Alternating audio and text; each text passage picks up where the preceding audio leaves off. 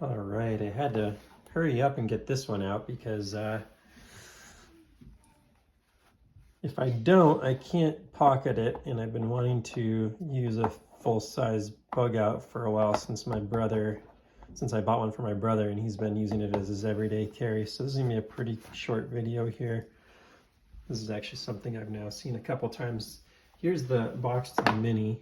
It says Mini Bug Out on it. I pulled out for this video, have a, this is the Blade HQ exclusive, Blade HQ exclusive, the 535-2002. What's so cool about this one is you can see these two are S30V, this one's S20V. And I don't know if they made any other models in S20V. It also has the G10 scales. So like this to me is what, I don't want to say, it's kind of hard to say it, but like it's kind of what the bug out, what a lot of people think the bug out should be. I actually don't mind the Gravity that much on the bug out. I think the way they textured it and stuff, it feels fine. Like this one doesn't have to be for me an amazing feeling high-end knife or anything. It's like I'm using it to open boxes most of the time and stuff. So anyways, there's the Mini. This one's a little shelf queen here, still in package, as you can see. But let's go ahead and open up the new one, which is just, again, a standard 535. Like, this has become a go-to knife. Ooh, I got the wrong box. I got the Mini. This has been a go-to knife for the industry, right? Like, this is not an exciting first time seen kind of cool video. I have found, based on prior experiences, that it's important to very carefully pry this open. This is how I do it. If you haven't seen someone do that before, because you can, I mean, if you care about the box condition, you can end up taking off some of the finish on the box if you're not careful. So once I get that to a certain point, I'll just grab it and very slowly pull it off there. Being careful not to cut it with my knife as well. And then there you go. And no, as you can see, nothing's been taken off the box there. Oh, maybe a little bit. No, that's just some of the glue came off of the sticker. So I think that was a successful campaign there. All right, so just a regular old bug out. Come on, let's be honest. This is more than a just kind of knife. So let's put this guy aside. And again, I've handled this knife before. My brother has it. It's his EDC. My brother works for a city government and does a lot of outdoor work. Little access lock thing that always comes in there. So yeah, my brother does a lot of work, city government work outside, and so his knife gets a lot of use. And I'm having to do all my videos lefty right now because of my thumb, but there she is, S30V. Let me get this focused. It's just a very utilitarian knife. I do agree with reviewers that say the weighting is weird. Like, the balance point is definitely very far forward because of the scales are so light, and the the blades, it's like thin, but it's not like, yeah, it's definitely pretty thin. Nice drop point. This is like definitely one of my favorite shapes for a knife. Let's see how it came from the factory in terms of like, oh, that's awesome. Benchmade, man, they don't suck. There you go. First time flip, always a good sign. Yeah, this thing might take the place of my little orange guy. I can see that. So little size comparison there. This, when I first got it, I was like, what the heck? Like, it felt so dinky after carrying bigger knives for so long, but I've actually really gotten used to it. And the biggest thing was having to like curve my hands so much to do stuff. You know, my hand size is not super tiny, so not gonna do like a deep review here, right? Like, I haven't actually used this, but I imagine it's going to be fairly similar to what I've got, just more of the same greatness. I have noticed, actually, now that I mention it, one disappointment in this, which is that it's no longer centered. It's a little off there to the left, if you can see that. So let's actually take a look and see if this came off center. I think, in part for these, it wouldn't surprise me. Yeah, this one is perfectly centered there, but just the sort of the, if you know the drivery scales, they're not the strongest things ever. So I can imagine there being a little more play and stuff. This doesn't feel bad though. Yeah, a lot of people complain about, you can feel it. You can feel it if you give it a good squeeze, but I don't know, when you're actually cutting with it, maybe. Yeah, you can feel it. But I'm not using my EDC for, heavy duty kind of stuff like some people might be. I'm just doing quick package opening, that kind of stuff, and whatever the house demands. Yesterday when I was breaking down, I broke down an 8-foot by 11-foot trampoline for my son that we were getting. He's 3, and found one for half off on Craigslist. So I had to break it down. It's a 2.5-hour project with the spring-free trampoline. If you're familiar, these are super high-end, like $2,000 trampolines. So if you can save half off, you're saving some pretty serious dollars. I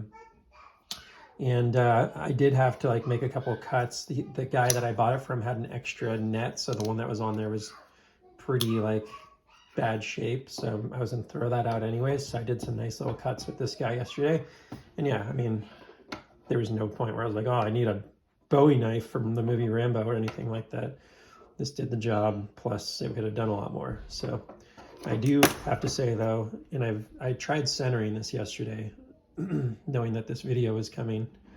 That is a bit disappointing that this guy's a little off center now. Let's see if I can get this way up here so you can really see it.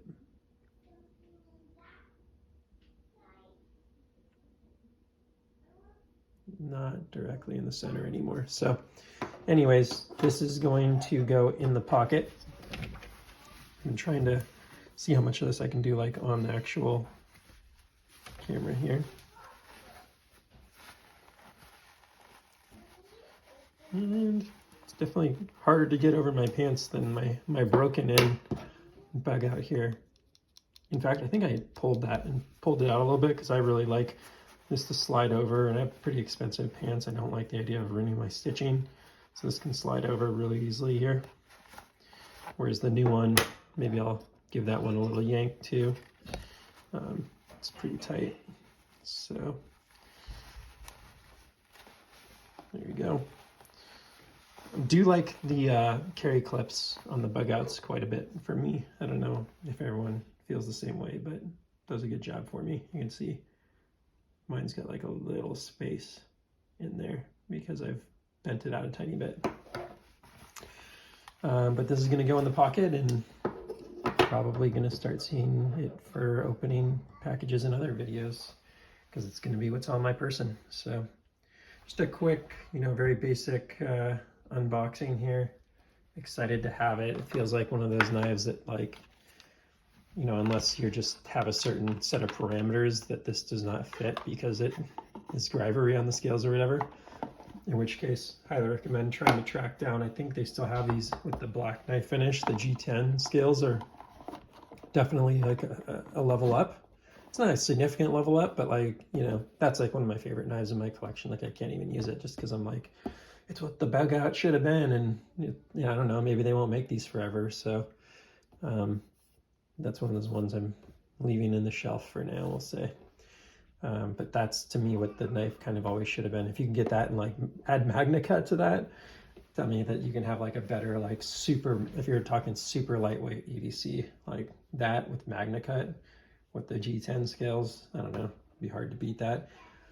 I'm trying to remember the weight difference. It's maybe a third of an ounce, from 1.8 to 2.1 or 2.2. Maybe it's it's under half an ounce. It's maybe half an ounce, which when you actually have this clipped to your pant, there's no way you can tell the difference. You can be in very lightweight shorts and not tell the difference between that knife and that knife, or this knife to this knife, in my opinion. I mean, we'll see if the extra length there is something I notice. You know, when I bought my brother the knife, I didn't want to get the exact same knife as him, and so I bought this one for myself and that one for him. But I have been feeling like it would be nice to not pinch my hand in as much to try and open it and stuff. The Mini is definitely Mini. And remember, I'm using my bad hand right now for these opens, and I could push it a little harder, but I'd rather not get stitches on the channel. That'd not be ideal. See if I can left-hand Spidey flick it. Almost. If I give it a little extra wrist, then no problem. This guy, pretty good for that. Gotten pretty good with my left hand the last couple days, using it quite a bit. So there it is, just the basic bug out. Nothing too exciting, but these are the 3 bug outs I have. I haven't gotten like one of the aluminum or carbon. That carbon fiber one doesn't interest me. I'm not a big S90V fan. Like, cool. I mean, for as little as I use my knife, I could probably get an S90V and like never sharpen it. But for what this does, do I really need to spend $270 instead of, you know, half as much? $135 is the MSRP today, and $270 for the carbon with S90V. I don't think so. Like, yeah, for me, I'm not a pro sharpener either. I don't have like super good sharpening equipment, so S30V is good enough. I think S90V has a little better corrosion resistance, which would be nice, but I haven't had a problem so far, so we'll see if I ever run into an issue there. The 20 CV would be pretty sweet, I have to admit, but maybe at some point I'll break down. I do use most of my knives, as you've seen on the channel, but these are just hard to get right now, so maybe if I can find another one, that'd be like my go-to. This is the one that has the white G10 handles too, as an FYI. So white with the standard blade finish, does not have like the black Cerakote finish on that one. I think they're in stock right now in black Cerakote on Blade HQ if you want it, but they're like $210 or $220. That's a lot more money than that, right? $144 on most websites right now, as of the time of this video, to $220. Like, I don't know. If you got a lot of money and you just want the exact knife that you want, then that's a good choice. But if it's gonna be like an EDC and you're gonna beat the heck out of it and not treat it like a collector item, I don't know. I feel like these two aren't that different. Like, versus, I will say, the Hogue Deca Grivery to me is, in fact, I'm gonna pull that out just because I think it's a really good comparable to this. So the Grivery on here does bother me more. There's some things I love about this, like amazing that they brought this out in Magnacut. And I do have this same one in this finish also, but I don't have it here at the desk. Made in USA, Magnacut, like for one, I think this one I'm holding is a little more like 137 or 140 or something, but for that equivalent in terms of like no Cerakote or whatever this finish is, I don't know what it is off the top of my head. I think I might like the action on the Hogue a little more. Yeah, it's pretty similar. They're pretty similar, but see if you can hear this. Like, it feels very hollow. If you look in there, it is harder, probably. It's pretty similar. It's a little harder than the Bugout. Not much, based on what I just felt there. Maybe a little bit. It's definitely like a little more robust, but hear this lower note versus that just sounds a little tinny, a little hollow. I'm trying to think of the right term for it, but that feels way cheaper. Like this, I would definitely like to upgrade the scales on.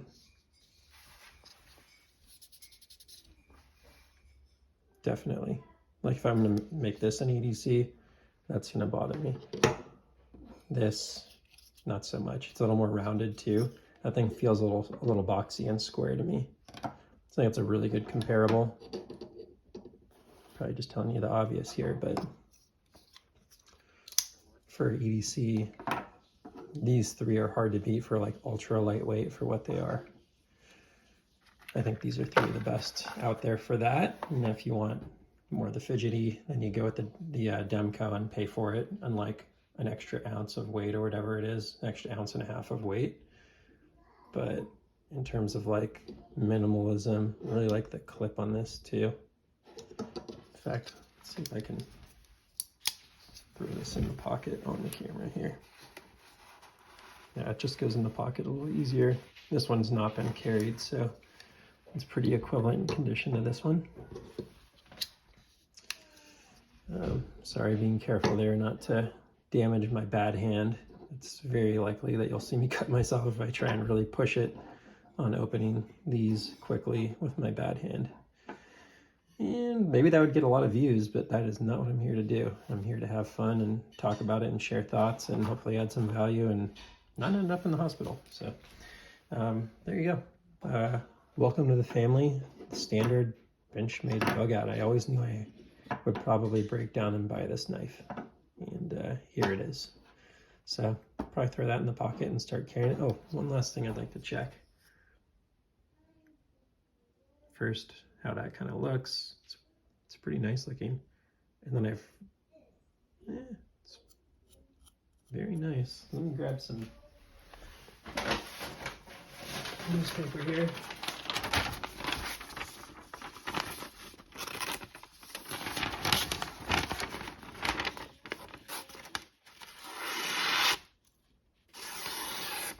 That's pretty damn good. I'm carrying this one for a minute. Let's see how it does. Yeah, you can see this nice. It's got a little bit of wear on it now. Probably use a sharpening. And then let's go with the Haute Deca. Oh, Magnacut. I'm purposely using newspaper, which is lighter weight than like printer paper, because I think it pushes the knives a little more, where you have to almost do like more of a slice cut as opposed to, I'm trying to do push cuts on all these, by the way, if you can't tell, just to try and see like how slicey these knives are. And then I'll try and, yeah, so if I double it up, you probably get a little more resistance. But yeah, this actually comes with a really nice factory, really slicey factory edge on it. So I'm trying to do this like around the camera. This is just a lost cause. Let's get rid of this. And there you go. Let's flip these over also.